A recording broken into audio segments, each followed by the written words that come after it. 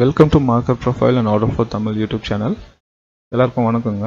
இந்த வீடியோவில் என்ன பார்க்க போகிறோம்னா, ஆர்டர் ஃப்ளோ சார்ட் வச்சு எப்படி நம்ம ஒரு கான்ஃபிடென்ட்டான ட்ரேடு எடுக்கலாம் அப்படின்றது நம்ம பார்க்க போகிறோம். அதுக்கு ஆர்டர் ஃப்ளோ சார்ட் எப்படி நமக்கு ஹெல்ப் பண்ணுதுன்றதும் பார்க்க போகிறோம்.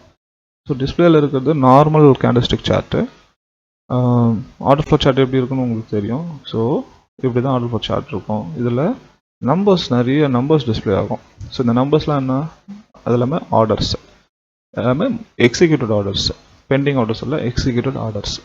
ஸோ நம்ம பண்ணுற பை செல்லு அதெல்லாமே இங்கே டிஸ்பிளேல வரும். ரைட்டா, நம்ம அதிகபட்சம் ஒரு லாட் 2 லாட் பண்ணுவோம். அதே போல் இதெல்லாமே லாட்டில் டிஸ்பிளேல இல்லை, குவான்டிட்டிஸ். ஸோ நிஃப்டியை பொறுத்த வரைக்கும் 75 குவான்டிட்டிஸ் ஈக்குவல் டு 1 லாட். நம்ம என்ன பண்ணோம்னா இதை டிவைட் பண்ணிக்கணும். இங்கே டிஸ்பிளேல இருக்கிற இந்த குவான்டிட்டிஸை 75ஆல் டிவைட் பண்ணால் அது எத்தனை லாட்டுன்றது நமக்கு தெரிய வரும். ஸோ நம்ம அதெல்லாம் டிவைட் பண்ணிட்டு உட்காந்துருக்க தேவையில்லை. இது எல்லாமே குவான்டிட்டிஸ்ன்றது மட்டும் தெரிஞ்சுக்கோங்க. இந்த லெஃப்ட் சைடில் இருக்கிறதெல்லாம் குவான்டிட்டிஸு, ரைட் சைடில் இருக்கிறதெல்லாம் லெஃப்ட் சைடில் இருக்கிற செல்லிங் குவான்டிட்டிஸு, ரைட் சைடில் இருக்கிறது பையிங் குவான்டிட்டிஸ். ஓகேவா, இதெல்லாம் செல்லிங் ஆர்டர்ஸ் லெஃப்ட் சைடில். ஸோ ரைட் சைடில் இருக்கிறது buying orders. So at the same time இன்னொரு விஷயம் என்னென்னா, இந்த ஆர்டர்ஸ் எல்லாமே எக்ஸிக்யூட்டட் ஆர்டர்ஸ், இது பெண்டிங் ஆர்டர்ஸ் கிடையாது. இந்த எக்ஸிக்யூட்டட் ஆர்டர்ஸாக இருக்கும்பொழுது இதெல்லாமே it can be a market order, it can be a limit order, it can be a stop loss order also. So market ஆர்டர்ன்றது என்னது, ப்ரைஸ் மூவ் ஆகிட்டு இருக்கும்போது அந்த மூவ்மெண்ட்டில் ஆன் த கோலை ஆர்டர் ப்ளேஸ் பண்ணுறது மார்க்கெட் ஆர்டர். அக்ரெசிவ்னஸை குறிக்கும். மோஸ்ட்லி ரீட்டைலர்ஸ் என்ன பண்ணுவாங்க, ஒரு ப்ரைஸ் ஒரு ஃப்ளக்சுவேஷன் ஆகுது, ஒரு இமீடியட்டாக மேலே அப் சைட் போகுதுன்னா ஜஸ்ட் அதை ப்ரைஸை கேட்ச் பண்ணுன்றதுக்காக as quickly as possible jump பண்ணுவோம். அதுதான் மார்க்கெட் ஆர்டர்ஸ். ஆன் த கோலையே எக்ஸிக்யூட் ஆகிடும் அந்த மார்க்கெட் ஆர்டர்ஸை. வேற லிமிட் ஆர்டர்ன்றது என்னன்னா, அந்த மாதிரி ஆன் த கோலை நம்ம என்ட்ரி எடுக்காமல் ப்ரைஸ் இந்த லெவல் வரட்டும். ஸோ இப்போ மார்னிங் பாருங்கள், ப்ரைஸ் இவ்வளோ தூரம் ஃபால் ஆகிட்டு அதுக்கப்புறமா கொஞ்சம் தூரம் மேலே போச்சு. ஸோ என்ன பண்ணுவோம், சில ட்ரேடர்ஸு ப்ரைஸ் இந்த லெவலுக்கு வரட்டும், அதாவது இந்த பாயிண்ட் இந்த 24,931 இருக்குது வச்சுக்கோங்களேன். ப்ரைஸ் இந்த லெவல் வரட்டும், நம்ம அப்போ பை பண்ணிக்கலாம்னு சொல்லிட்டு இந்த இடத்துல ஆர்டர் ஏற்கனவே போட்டு வைப்பாங்க. அதுக்கு பேர் தான் என்னதுன்னா லிமிட் ஆர்டர். ஓகேவா, ஸோ அந்த லிமிட் ஆர்டர் ஒன்ஸ் எக்ஸிக்யூட் ஆச்சுன்னா அதுவும் இந்த டிஸ்பிளேல வந்துடும். Okay, so next stop loss ஆர்டர்னால் என்னென்னா, இப்போ இந்த இடத்துல ட்ரேட் எடுக்கிறாங்க, இந்த இடத்துல லிமிட் ஆர்டர் எக்ஸிக்யூட் ஆயிடுச்சு, ப்ரைஸ் இவ்வளோ தூரம் மூவ் ஆயிடுச்சு. சப்போஸ் ப்ரைஸ் திரும்ப ரிவர்ஸ் ஆகிட்டு இந்த இடத்துக்கு இவங்க என்ட்ரான இந்த இடத்துக்கு கீழே வந்துருச்சுன்னா இங்கே என்ட்ரானவங்க லாஸ் ஆகிடுவாங்க இல்லையா. அந்த லாஸை தவிர்க்கிறதுக்காக இந்த இடத்துல என்ட்ரி எடுத்தவங்க என்ன பண்ணுவாங்க, இந்த ஒரு கொஞ்சம் தூரம் கீழே லாஸை கட் பண்ணுறதுக்காக இங்கே இந்த ப்ரைஸ் லெவலில், ஃபார் எக்ஸாம்பிள் இந்த ப்ரைஸ் லெவலில் இங்கே கொஞ்சம் ஆர்டர்ஸ் ப்ளேஸ் பண்ணுவாங்க. சப்போஸ் இந்த இடத்துல என்ட்ரி எடுத்தவங்க ஒரு 2 லாட் பை பண்ணியிருந்தாங்கன்னா இந்த இடத்துல மொத்தமே வெளியே இந்த இடத்துக்கு வந்த உடனே லாஸ் புக் ஆயிடணும்னு சொல்லிட்டு அதே 2 லாட் இங்கே ஸ்டாப் லாஸ் போட்டு வைப்பாங்க. ஸோ இந்த ஸ்டாப் லாஸ் ஆர்டர்ஸும் என்ன ஆகும்னா, சப்போஸ் ப்ரைஸ் இங்கே வந்ததுன்னா அதுவும் எக்ஸிக்யூட் ஆகிடும். ரைட்டா, ஸோ அதுவும் டிஸ்பிளேல வரும். ஸோ இங்கே டிஸ்பிளேல இருக்கிற இந்த நம்பர்ஸ் எல்லாமே, இந்த ஆர்டர்ஸ் எல்லாமே ஒன்று மார்க்கெட் ஆர்டராக இருக்கணும், இல்லை லிமிட் ஆர்டராக இருக்கணும், இல்லை ஸ்டாப் லாஸ் ஆர்டர்ஸாக இருக்கணும். ஓகேவா, இந்த 3 ஆர்டர்ஸ் எல்லாமே தான் இங்கே டிஸ்பிளேல இருக்குது. ஸோ நம்மளுக்கு டிஃப்ரென்ஷியேட் பண்ண தெரியணும், இது மார்க்கெட் ஆர்டராக இருக்குமா இல்லை லிமிட் ஆர்டராக இருக்கணுமா. ஸோ அட்லீஸ்ட் அப்படி டிஃப்ரென்ஷியேட் பண்ண தெரியலனாலும் லிமிட் ஆர்டர்ஸை ஐடென்டிஃபை பண்ண தெரியணும். ஓகேவா, லிமிட் ஆர்டர்ஸ் ஏன்னா ஜென்ரலாக இந்த ஆர்டர் ஃப்ளோ லேர்னிங்ஸில் மோஸ்ட்லி லெஃப்ட் சைடில் வந்தால் செல் ஆர்டர்ஸு, ரைட் சைடில் வந்தால் பை ஆர்டர்ஸ் அப்படின்ற மாதிரி தான் வச்சுருக்காங்க. நிறைய பேர் அப்படி தான் டீச் பண்ணுறாங்க, அப்படி தான் தெரிஞ்சு வச்சுருக்காங்க. பட் இதில் ஒரு சின்ன பிரேக் த்ரூ என்னன்னா, லிமிட் ஆர்டர்ஸை ஐடென்டிஃபை பண்ண நமக்கு தெரியணும். ஓகேவா, ஸோ நம்ம இன்றைக்கி அதை பற்றி பார்க்க போகிறதில்ல. லிமிட் ஆர்டர்ஸ் ஐடென்டிஃபை பண்ணுறதுலாம் ஃப்யூச்சரில் பார்ப்போம், அப்கமிங் வீடியோஸில் பார்ப்போம்.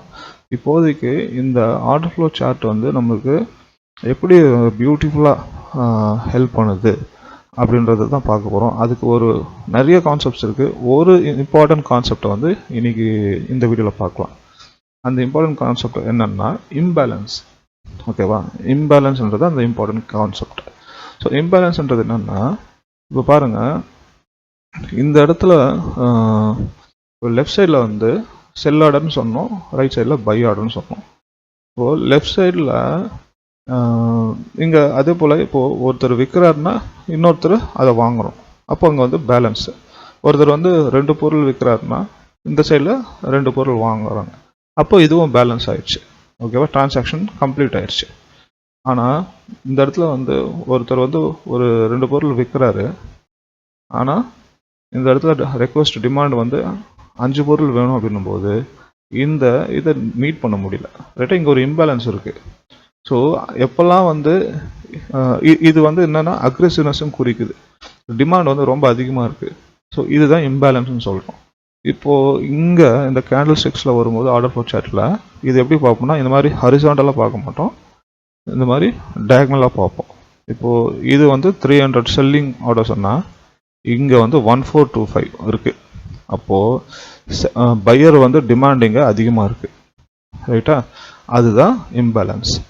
இது இந்த மாதிரி இம்பேலன்ஸ் வரும்பொழுது இங்கே ஹைலைட் ஆகி காட்டும், இது வந்து அக்ரெசிவ்னஸும் காட்டும். இது இம்பேலன்ஸ் வந்து நம்ம இது 300னா இங்கே 1400ன்னு சொல்லும்போது இது எத்தனை டைம் இருக்குது, நியர்லி ஆல்மோஸ்ட் 5